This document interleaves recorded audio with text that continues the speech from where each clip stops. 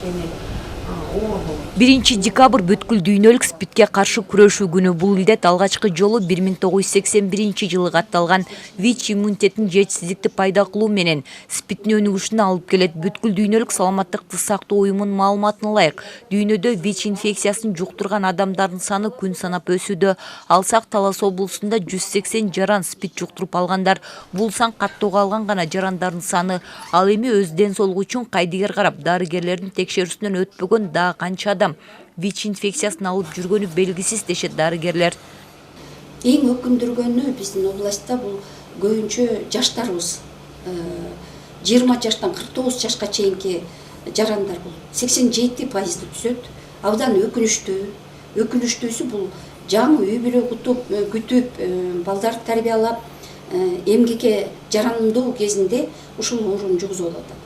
Көбүнчө айтып атабыз, жыныстык жол менен жана чет жака иммиграцияга барып иштеп келишет, үй бүлөсүн тыштап, ошол жактан келгендердин арасында 65% ошолордун арасынан табылып атат да. Талас облусундагы СПИД борборунун маалыматында акыркы 2 жылда облус аймагында ВИЧ инфекциясын жуктурган жарандардын саны өстү.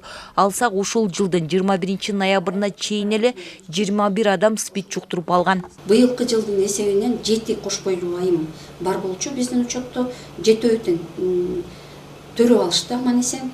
Эми ал балдарга азыр 1,5 жылга чейин биздин көзөмөлүбүздө болот. 1,5 жылдан кийин, 18 айдан кийин кайрадан анализ алабыз. Эгер ошол анализ отрицательный болсо, анда бул дени сак балдар болот.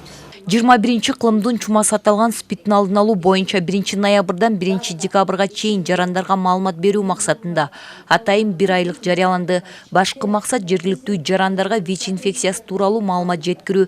Тегерек столго катышкан облус башчысынын орун басары Кыял Жанузакованын айтымында ВИЧ инфекциясы боюнча көпчүлүк жарандардын маалыматы жоктугу дарттын күчөшүнө себеп болууда дейт.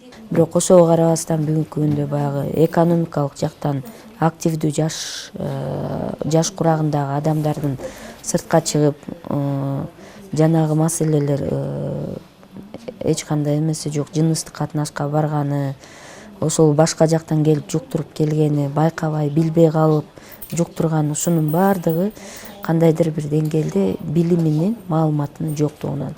Анан ошондуктан муну чогуу чараны иш алып барышыбыз керек. Албетте муну акция деп 1 айлык кампания уюштурулуп атат, бирок бул 1 айлык менен чектелип калбаш керек.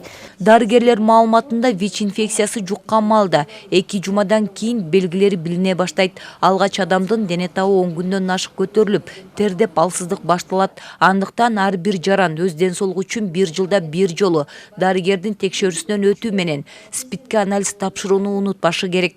Бегай Масымбаева, Бексултан Рахатбек уулу, Эркинай Жумабекова, Талаш шаары.